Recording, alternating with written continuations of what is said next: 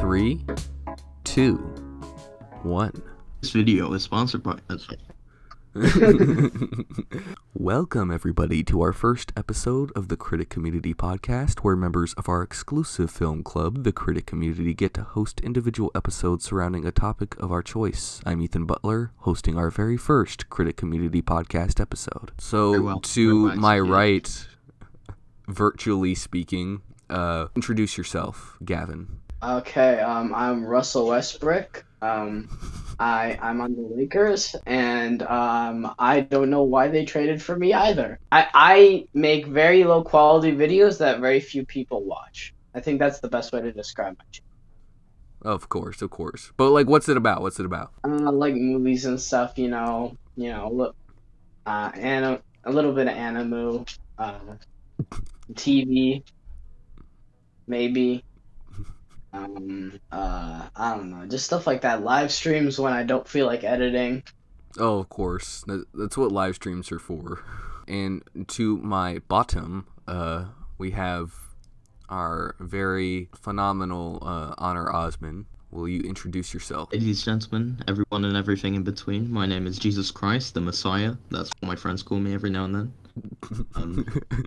I also have a channel, but I don't actually upload videos. No, you don't. I'm a lazy guy. You delete your videos like every couple months. You're like, I don't like this, and then you just.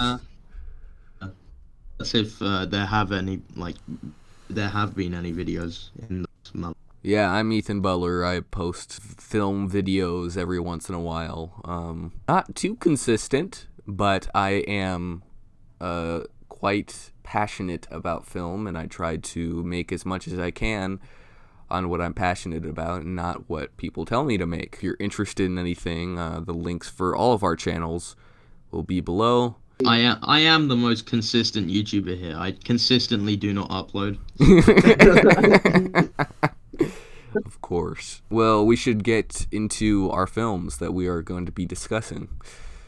First is Castle in the Sky, directed by Hayao Miyazaki. This came out in 1986, I believe. It was not the first Studio Ghibli movie, from my knowledge. I'm pretty sure Nausicaa Valley of the Wind was. Yeah, it's definitely one of their earlier works for sure, and it shows due to how small scale it all feels.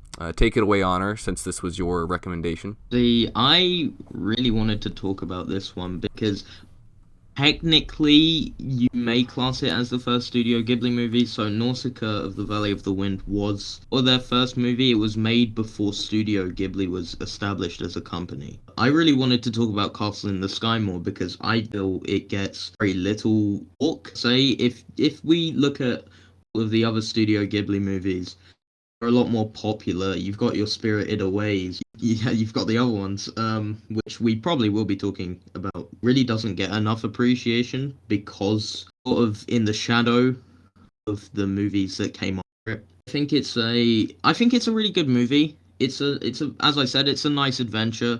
Get invested into like characters and what they're doing because we're so swept up by the imagery of the film, and I think that's what's so special about Studio Ghibli to me, which is why I was really looking forward to this episode, because although I haven't seen many of the movies made by them, they really sweep you off your feet with the animation, and I think that's probably my favorite part about this movie, because it's able to do so much by doing so little. Yes, I would definitely agree with that. Like the action sequences are so small scale, but they're able to like work with individual things. I love the set piece with the train. Absolutely. Yeah, I feel that was like they were able to bring a lot of excitement and energy out of it when it was on paper not the most exciting of set pieces. I mean, trains are always exciting to a degree, but the way they approach this on paper doesn't seem like it would be very exciting, but they really do add a lot of different layers of energy to it, and it really highlights what I would think is Hayao Miyazaki's power as a animation director. He has a great sense of humor. Like, the energy he provides is so palpable, but it's the humor he injects into all of these exciting sequences that's able to really make it blossom and into something much greater than a lot of animation that you get these days.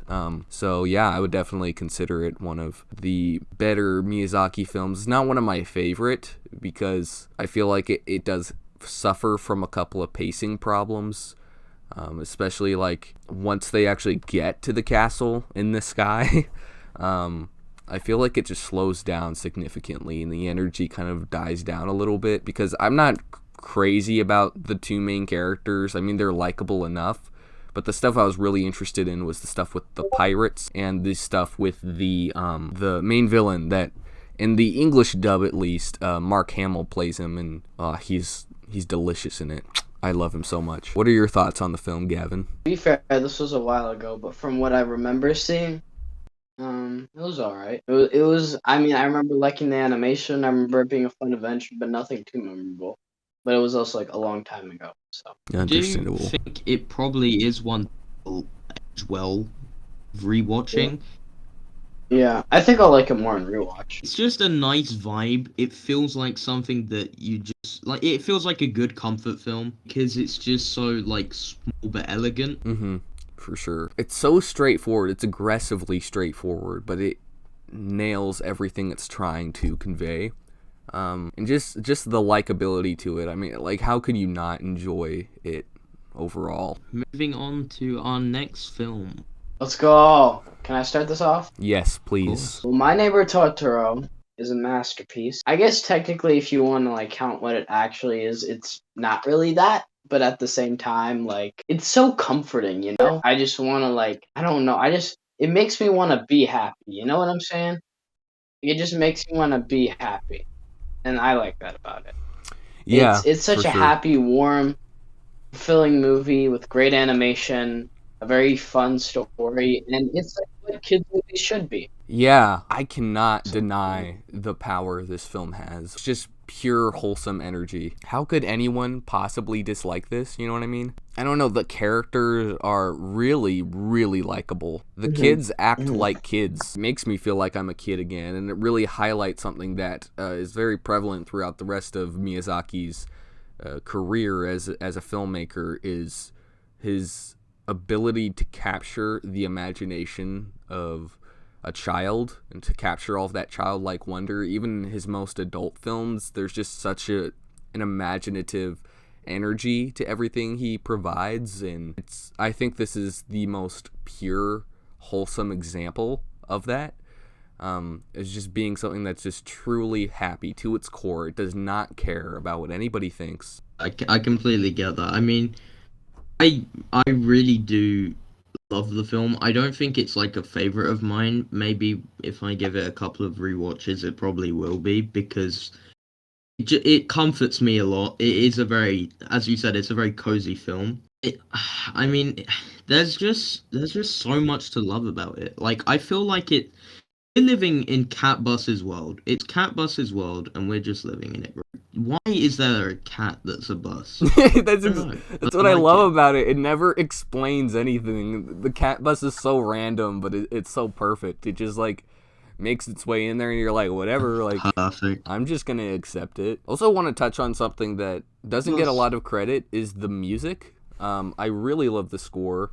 It's composed by Joe Hisaishi, who, you know, has done most of the Studio Ghibli films' scores. It's by far one of my favorite because it's so simple. The individual motifs just have such an elegance to it, and I don't know, I just absolutely love the music in here. The Totoro theme song is such a memorable score. Absolutely love it. Like, I don't see how anyone could hate it. Seriously, I mean, imagine someone saying that they like hate My Neighbor Totoro. That's depressing. Movie Micah. Go back to prison, movie Michael. Yeah, I don't know anyone that Don't know a single guy, not one man. I don't know. I just love it. I love the animation style. I love how simple it is. I've seen it twice, but I saw it the first time I saw it just watching it on my laptop, the way Hayao Miyazaki obviously intended. And I was like on Discord just chatting like throughout the whole thing, and I wasn't paying attention too much. And I don't know. Honestly, I feel like part of me was kind of bored. But then like the third act came, and I like really woke up, and I was like, oh wow, I'm like super invested. What the heck? So I gave it a 9 out of 10. But then I rewatched it at like it's like a New Year's thing or Christmas party or something. No, it was it was over like Thanksgiving break. We were at someone's house and they had it, and I watched it, and there were other people at this party that were kids that were like my age, and we all watched it together, and we were just laughing and smiling the whole time. Like, it was such a delightful experience to be sitting there with a bunch of other people, and the whole time we were just laughing and having such a great time. I do not remember having that much of a wholesome movie watching experience. It's a movie that's hard not to have a good experience with. Like, when I've only seen it once, but it was such a nice experience. Like, I was watching it with my 5 or 6 year old cousin at the time, and I thought, oh dear, like I really wanted to watch it because I was planning on like doing a Studio Ghibli binge, and then I had reached Totoro, of course. And like I thought, oh, he's really gonna screw up the experience of this movie for me. Maybe I shouldn't watch it, but like I have no access to it.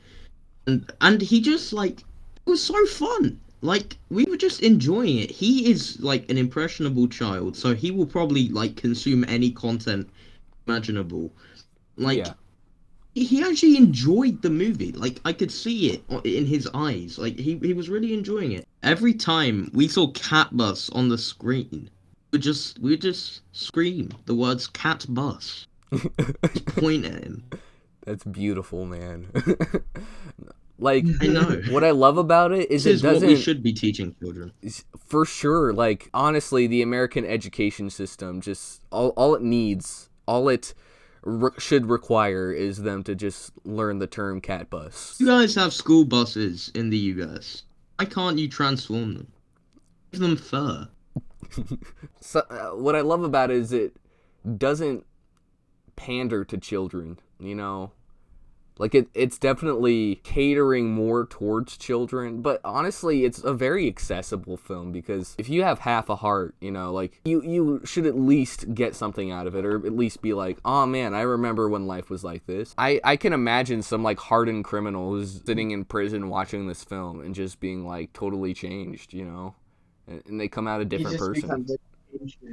He would just illustrate children's books for the rest of his life. And That's all Al Capone needed was the cat bus. I'm telling you. I've been saying this for years. yeah, but I don't know. Anything else you want to add on My Neighbor Totoro? See it. Please do. Good point. He has a good point. You see it. It's a very good movie. A very contrasting movie. Our next film we will be discussing is Grave of the Fireflies, released in 1988. Same day as My Neighbor Totoro. Yes. Crazy how the They- happiest film and the saddest film ever made happened to be made on the same day. Double It's crazy. feature. To be released. I bet on the same people day. It's like sitting there, like, oh, I'm so happy. Oh, I can't wait for. Is this gonna be like a sequel or something? Sure was. Yes, it Yeah, was. I mean, it's like probably the closest, the best sequel that's like able to contrast and like build up the original. The real question Well, is, yeah. who thought this was like? Who thought it was a good idea to just play that right after My Neighbor Totoro? Because there were probably little kids watching the movie, like little kids. Imagine. Yeah, sorry. Talking about Grave of the Fireflies. Yeah, Grave of the Fireflies, released in 1988, directed by Isao Takahata. This was his first film he made with Studio Ghibli. Even if this is not fully a Studio Ghibli film, I feel like it's been passed around a lot, and Disney surely didn't take the movie. So the English dubs of this film are not very good. Understandably so. Where to start? This, for me at least, is my favorite Studio Ghibli film. It's one that most people say they can't rewatch this. I can say that I don't have much of a problem rewatching it because when I watch movies, I want to be able to feel something. If I come out not feeling something, then I'm probably not going to like it. And I feel a lot of things while watching Grave of the Fireflies, so I naturally enjoy rewatching it. Enjoy is not the right word. When I rewatch it, I gain something out of it each time. So Grave of the Fireflies is the greatest animated movie ever. I'd say, I'd say objectively so. speaking and subjectively speaking. You know, I think I absolutely. It was a movie that the first time I watched it, I just kind of gave it a 10 for no reason because this was like the time where I didn't pay as much attention to movies as much as I should have. So I was like, oh. Then I rewatched it and I realized, and then I just, and it, yeah, it is a masterpiece. Except for this time, I can actually kind of explain more why it is. So I'm gonna do that. I think the whole ideas, like the characters, it's like the most heartbreaking thing ever, and you want them to succeed so bad, yet you know that's not gonna happen. And movies like that are probably like some of the best. I mean, the animation is great, but not really beautiful. It's gritty. It's, you know, destructive in a way. Yes, it's very like has a very realistic quality to it, and something I hear a lot of people say is Grave of the Fireflies didn't need to be animated because when you look at things like Princess Mononoke or Spirited Away, like those obviously have so many fantastical elements to them that you can't do in a live action format. Here, this could easily be made live action, It and wouldn't be as good. but the thing is why I strongly believe that this film needed to be animated is for one, it's animated, and people kind of just automatically associate animation with childlike wonder and kids content, and here that's not the case. So there's a very impactful like juxtaposition going on between that animation style, which is just so simple but it's effective, and you think at first you're seeing animation, so you think you're going to be consuming something that is very childlike, very innocent, and that's not what you get here. It's very hardcore. It's very to the point.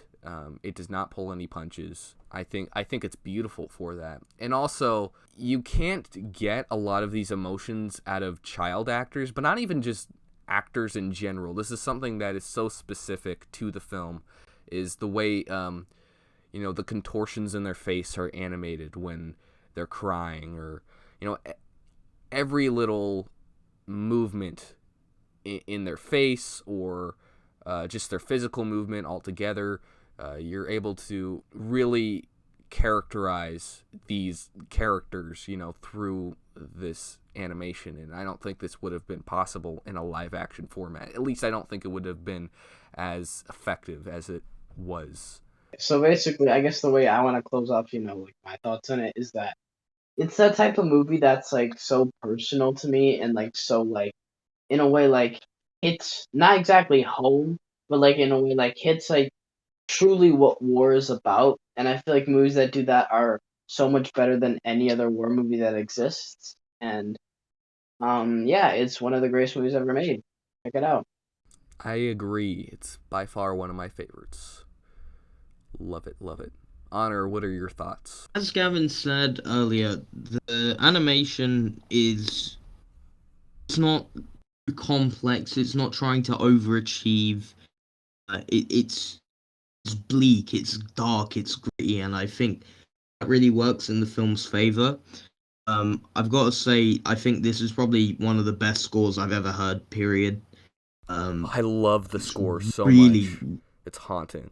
It's truly so powerful. Like it's haunting, it's enchanting, it's powerful. Just when you think you've got like the slightest bit of hope, the score comes in and crushes it. I'm pretty sure this is collectively all of our favorite Studio Ghibli movie, and obviously agree, otherwise I probably wouldn't have said that. It feels like such a outlier in Studio Ghibli's filmography, but I think that's what makes it so special because all the movies are there to make you feel comfortable. They're there to make you happy, and this one is just like here to send a message. It's like the ugly duckling of the group, except I mean, I would say except it's not ugly, but it really is.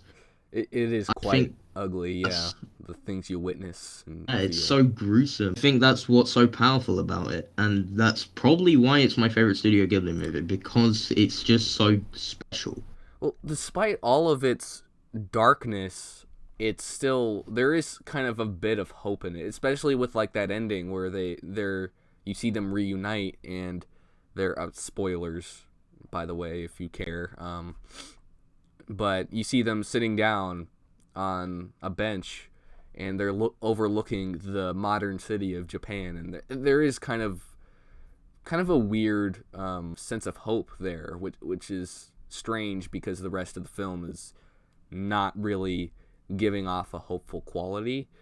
But I don't know. There are individual moments that I do think are quite beautiful, like the when Seita and Setsuko are playing on the beach, and you really get to see them just spend a beautiful moment together before they come across a dead body, and the mood just kind of completely demolished. And you get a few flashbacks in there where you get to see their family life and what things were like before the war. There is kind of a beauty in that, and I think it's that juxtaposition between those things that allows that to feel so special. Maybe the reason why it's my favorite is, as much as I love Ghibli and Hayao Miyazaki's films and just the imaginative nature of everything that the studio creates, sometimes there can be quite a messiness because there's just so much packed in that sometimes it kind of gets a little messy here and there with pacing and with story beats. And I don't think any of the films are perfect. I think Grave of the Fireflies is the only Studio Ghibli film that I would say is just perfect because it's so straightforward. It knows exactly what it wants to do, and when it gets to that end, it just all flows perfectly, just narratively speaking. Something that I forgot to mention is the fact that you already know the ending. I feel constant dread that you get through this movie makes it so strong. Because it's an anti-war film, obviously, you already know what's gonna happen to the character as well. It's just so upsetting. It really gets its message across well. I'd also like to quickly add, I think Seita is probably my favorite character from any Ghibli movie. He's very Really complex. see you really see the way the war has affected him and his psyche, as well as the way he treats everyone around him. I mean, you see him like, and once again, spoilers by the way. I mean, it was made in 1998, 1988. Sorry, it's really your fault if you haven't seen it by now. So it really see him become a criminal just so he can provide for his sister, who even like ends up dying. It's just so sad to see what this poor boy's had to like do and how he's not been able to achieve anything in his life. He physically can't. Like You see him go like full he's on been stopped from delusional. doing anything he can. I feel that the ending is very abrupt, where he just says, "Yeah, so Setsuko never woke up." Then like the ending just wraps up in like 5 minutes. Now that like you're looking at his delusional sort of state, I think that kind of works for the film. Now that I'm Yeah. looking back on it, because I really dislike the fact that the ending was so abrupt. Looking back on it now, the fact that you've also got that sort of like unreliable narrator. Yeah, because it's all told from his perspective. So I don't know. I like how it kind of taps into that delusional state that he gets in, and you just feel so bad for everyone involved because it's not their fault. They're just kids, and I think the fact that they are kids and put in such a gruesome situation, such a horrible circumstance, just allows that to be even more heartbreaking. Because they're innocent. They haven't done anything wrong. They do not deserve this. That's life. That's reality. And I love the way the film is able to paint that. Anything else we would like to add on Grave of the Fireflies? Watch it. Gavin 2022. Oh God, Watch it. that's going right in the quote book. Just Well, before we move on, did you guys like hear my dad walking up the stairs or like come in and open the door? A little no. bit, but I'll edit the whole thing together. Hopefully, it comes together all right. It's fine. I muted in time. I muted. Yeah. I'm playing 2K. I'm not focusing that much. Oh well. I mean, we can thanks. tell by the anything to add. See it. But I mean, You are What else is there left to add? It's just like one of the greatest things ever made. Masterpiece. could have said that. You probably could have said Since that. we haven't really been giving I already scores, said I that. think since we haven't really been giving scores, I think we should just move all the score giving to the very end and just list off all the films and I'll give our individual out of 10 scores. Okay, Princess I don't want to Mononoke, do 0 that. out of 10. Not enough cleavage. Not enough. Yeah. So our next film is Princess Mononoke, directed by Hayao Miyazaki. This came out in 1998, I believe. No, 1997. Sorry. And yeah, this is I would say Hayao Miyazaki's biggest, most ambitious project he did at that point in his career. It was like unlike anything he had ever done, and I think it's by far his most epic film. I think it has the most scope, the most imaginative designs, and it gets its message across really well. Because a lot of films, when they try to tackle these issues that we now just politicize and overstate all the time, all these environmental issues, and you get all the wrong people to promote them, and it just turns into some really toxic situation. And when they inject that into like children's films, it's always forced and awkward. The Lorax, Oh god, Cars the Lorax. 2. But Wait, what, Cars 2? yeah, there's a whole thing about like oil in Cars 2. I don't remember. Don't you ever disrespect that masterpiece ever again. It's a horrible piece of garbage. I've got a barrel of a gun in the back of your head right now. Yeah, Queen, I'm the bomb. Yeah, you are the bomb. But Then they explode and the movie ends. that would be a really great ending. Yeah, no, but I think the way Mononoke handles its environmental themes is very subtle. Like, it's all handled exceptionally well. Yeah, so thoughts on Princess Mononoke, people? To be fair, I've not seen it in a while, but from what I remember it being, a pretty good movie. I don't know. I think one of the best. Nothing. I'll go. Okay. So I remember really liking the animation, the designs, and having this sort of really gritty aesthetic to it. I think not exactly gritty, but like it's like a mix of like I guess the grittiness of like not Grave of the Fireflies, but like in a way sort of like that where it's like very much like dark, It's but at the very same lived time in. still that magical vibe. It feels Like very lived in. maybe Yeah. comfortable. Like it's a mixture, and I like that. Another thing is I don't know. I just think it's a creative world with very creative ideas that I really enjoy, and the themes are all right. They're not really the biggest thing that I like about the movie, but for me, it's just mainly how creative the movie is, and which is with a lot of Ghibli films. One thing I don't like about the movie, though, is I don't like Princess Mononoke. I think she's pretty bland. I just didn't think there was anything interesting about her as a character. But She's yeah, I all really right. like I don't mind her all that much. She would annoy me, but she doesn't, honestly. I like the characters in the film, but they're not my favorite Ghibli characters. Actually, I take that back. Lady Eboshi is by far the best Ghibli like villain, or at least like Ghibli films aren't really known for having villains, but like characters that are like I guess just mean, because you don't get a lot of villains in these films. But the evil lady in Spirited Away.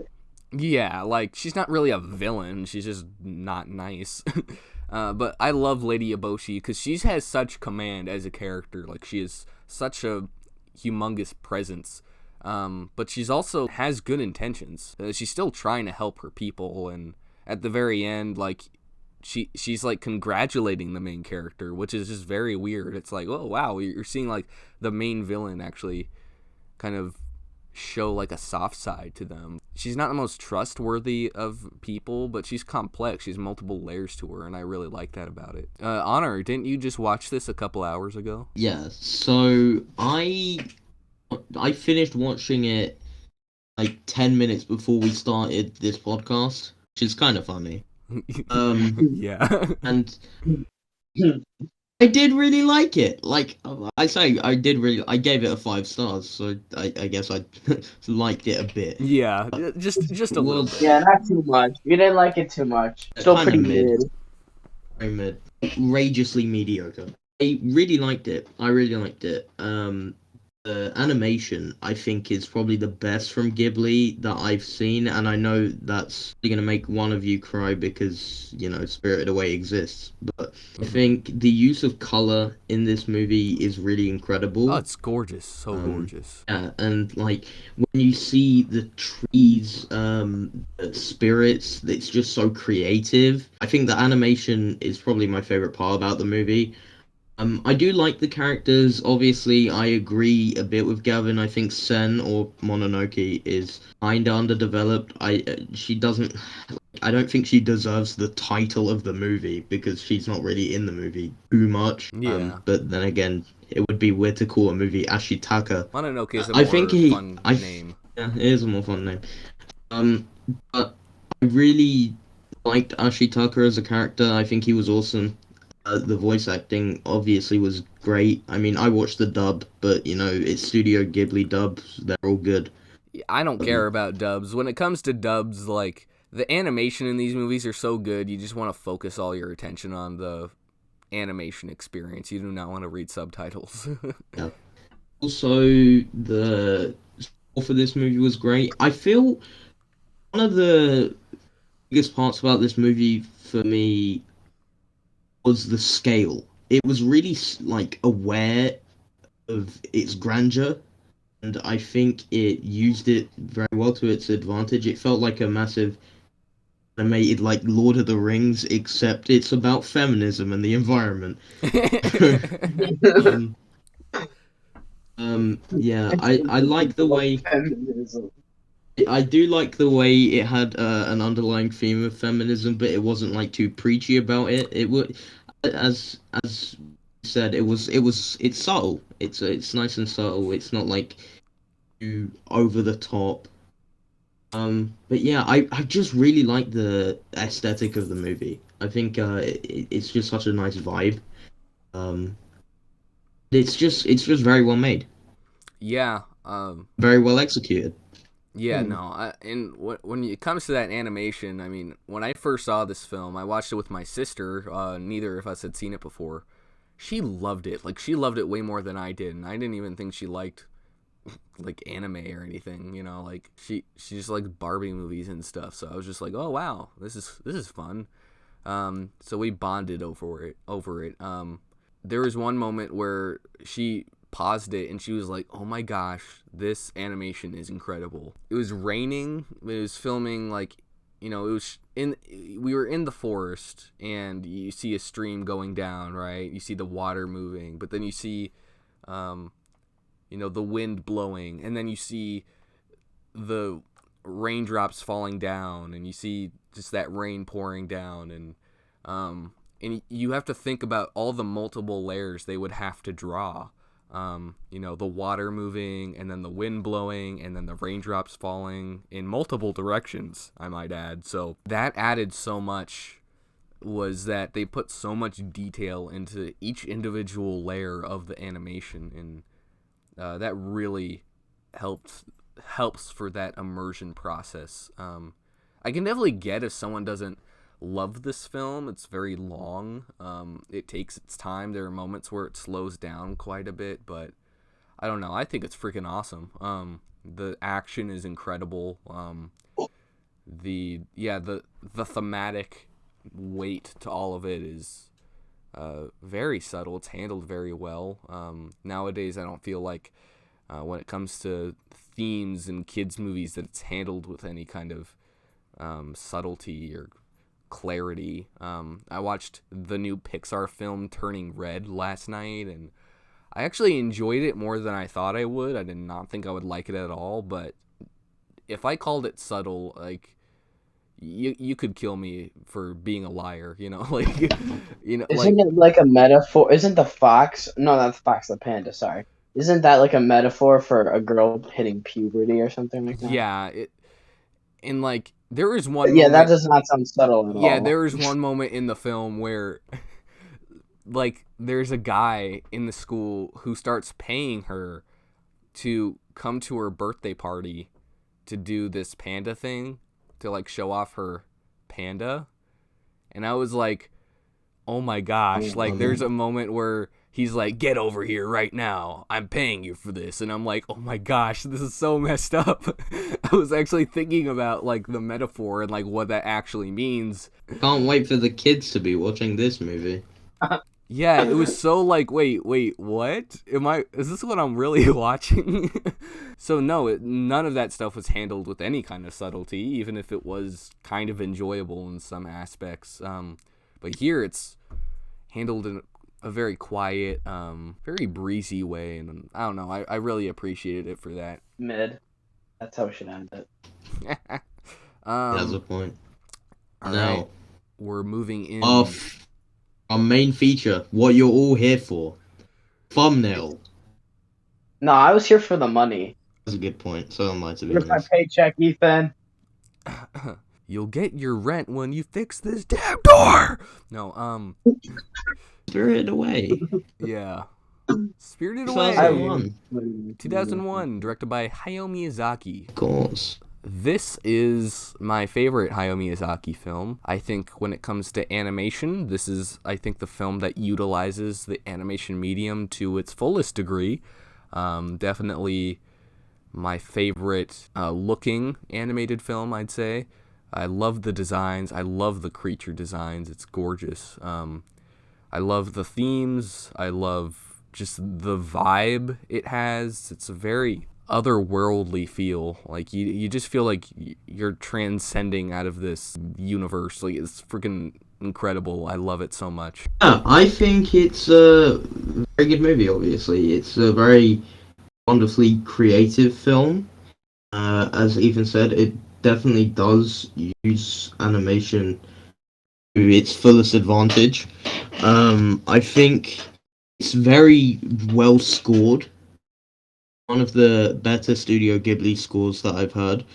It really, It's my favorite score, yeah. it's such a like unique and quirky but beautiful score. And it really accompanies the movie well. I do have some minor problems with it. Obviously it is an incredible film. Maybe I wasn't in the right mindset for it, or maybe I had too many expectations. I just didn't like adore the movie. I think the whole like Haku, I think his name was the river boy. Why? River Was he a river? Boy. Why did that happen? I think that character, like, he's meant to be one of the more important characters in the movie, but he's just like, there's just no development for him. Aside of that, I think the movie's incredible. It's really like well presented. There are obviously characters I do like Yubaba. I think is very awesome. She's one of the better antagonists. Yeah, for sure. Hero, I think, is a really good lead. I do. It It's took me just- a while for her to grow on me as a character, but I don't know. I think over time, when I really realized the arc she was going through and the growth she was exhibiting throughout the film, I don't know. I feel like I really seemed to gravitate towards her more as a character. I feel like the sacrifice she makes so she can see her parents again is so like wonderful. So the whole like development of her being some really whiny, annoying child essentially to a mature, you know, grown Oh, I was gonna say adult, but like she's a child. But then again, she's more adult than her parents were in the movie. They literally became pigs. Her, Yeah, I I think love how it just is like screw adults. Like adults suck. Like kids are the superior beings. We are. until 2 years time, and I am not one. Um, Well, actually, I'm honest. I don't know if I qualify as a kid or not, or if we qualify as children. going down a weird rabbit hole. Anyway, it's a really great movie. It's a really great movie. I think it's very special. It really deserves all of its praise. I just think I need some more time to gravitate towards it more. Maybe I need another rewatch. I said another rewatch. I've only seen it once. Maybe I need a rewatch. Um, and maybe I'll adore it. Yeah, I think it's one that when I first saw it, I didn't really know why I was giving it this perfect score because I don't really give films those perfect scores very often, but I think it was just everything it was doing, technically speaking, utilizing every aspect of the medium to its fullest potential and just excelling in that. And I feel like I really gained a lot out of it. And the feeling I got when it was over was just my mind just exploded because I just never experienced something that otherworldly before. And the dreamlike quality to the entire feature is just incredible. I absolutely love it. Something I also love that I didn't really pick up on until a couple more rewatches was this like idea of like capitalism, the dangers of capitalism. Shihiro, going to the bathhouse and Yubaba takes her name away. Gets the name Sen, I believe. She works in this bathhouse, does not get treated very well as a worker. She's being used. I love how the character of No Face plays a role in this whole kind of allegory of dangers of capitalism, where No Face is someone who doesn't have an identity, is literally called No Face. They spell it out for you in his name. He comes in, and out of the goodness out of Shihiro's heart, she lets him in to the hotel, and he challenges all of these people in this hotel by giving them money, and they take it because they're greedy and they don't care. As a punishment, he eats them. Very harsh punishment, but as he does that, he's taking the identities of the people that he's eating, inheriting their voices, and in like taking their bodily structures and kind of just warps into just a really creepy design. But he's relying on the identities of other people. And I love how there's that scene where everyone's feeding him and stuff, trying to get more money out of him because they're just so freaking greedy. And he tries to give some gold to Shihiro, and she totally refuses because she's like, I want to help my friend Haku, and I care about him more than this. And it really shows like the purity of children, and if we kind of can adapt to this like childlike mindset, we can, I feel like, be a little more humble. That's a generalization, obviously. Not all adults are a certain way, not all kids are a certain way. It's just, I don't know, it's a movie, but I don't know, that's at least how I feel. That's what I interpreted from it. And I don't know, I just love how when that train scene comes, out of the goodness out of her heart, again, she's able to help out No Face and give him a place to live, and let him accept his own identity. He didn't need to rely on other people's identities in order to become something else. I don't know, I'm kind of rambling, but anyone else want to add anything? Well, I mean, there's me. Okay, so Spirited Away, a movie. I think it's a pretty decent movie, but okay, it's just a great film. Like, I don't know how else I can really. I don't know what else I can say that neither of you guys have actually said besides the fact that it's just one of the greatest animated movies ever. It's a great animated movie. It obviously deserved its best animated feature. No. The only Studio Ghibli film to win that award, I might add. That's very weird. There should have been more that should have won that award, but it's definitely a great film. I mean, the animation is absolutely beautiful. I mean, I wouldn't say it's the best animation from Studio Ghibli, but it's definitely up there. What would you say is the best animation? Best animation, either When Marnie Was There or My Neighbor Totoro. Oh, really? Those do you think are the best looking? Yeah, I'd say so. You can't beat Cat Bus. Interesting. I don't hear a lot of people say Totoro or When Marnie Was There are some of the best looking. I don't know. I just like Hayao Miyazaki's style, so I feel like, in my opinion, from an animation perspective, I feel like I gravitate towards more of his imaginative looks. But yeah, no, I respect your opinion a lot. I mean, what else is there to really say about the movie? It's just great. Absolutely. I'm really horrible at explaining my opinions now. I don't know how I got so bad at that. Like, I don't know what else. You literally gave it 5 stars. It's in your top 50 of all time. You sound like you're crying. But that's because I hate cinema, okay? I hate film. This has got very real very quickly. We just went on like a deep existential. Okay, anyway, so what are our scores? Let's go down the list of films again, and then we'll all give our scores, and then we will, I guess, wrap up.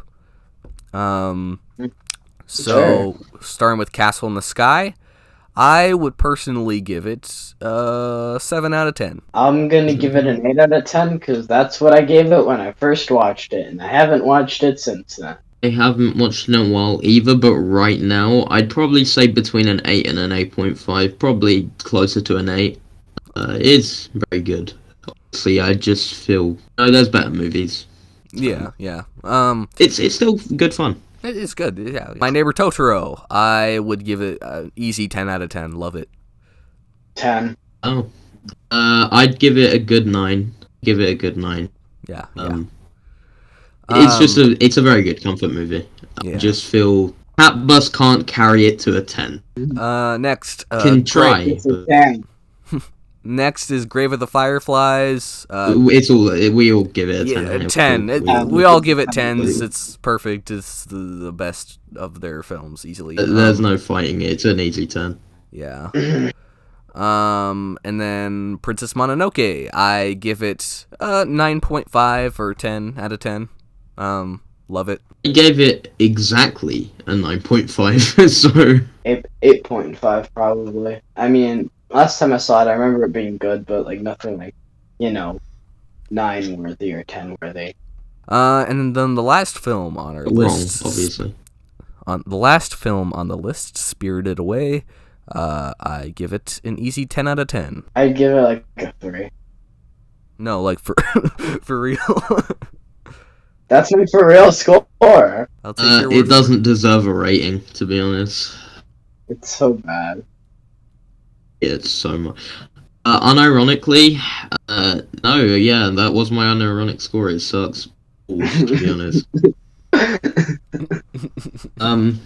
But for real though, I'd probably say 8.5 or a 9. That River Boy thing really pissed me off. Yeah, it's not a perfect film. As much as I love it, I still give it a 10 out of 10. 10 out of 10 doesn't mean it's objectively perfect in every single way, but it's just perfect for me. Yeah, it just works for me perfectly. Even if, I don't think the whole Haku character is handled all that well, I still think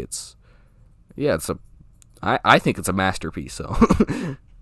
I do really want to rewatch it after hearing you talking about the issues of capitalism and consumerism in right. So I am interested in seeing it again, of course. On that note, I think that wraps up our Studio Ghibli talk. Anything else we would like to add to the podcast, because we didn't really plan anything for after that. We should probably do Sardonicast style and start doing the the thingies, the questions. We should ask. Oh yeah, people we to should send do us that. questions. Okay, so ask us random like questions or whatever in the comments below. Yeah, So, leave a comment. Leave a comment. Yeah. And while you're at Yeah. it, maybe subscribe. Possibly even comment, like. comment Bruno Mars is king or something like that. I don't know. Yeah, anything to get us up the algorithm. Exactly. Yeah, we're just would doing this also for the like money. to- None of us like each other, and Yeah. we just We don't. Yeah, have we said don't this like multiple- I'm multiple sure this times. year I'm not getting like 50 Discord arguments from the fail.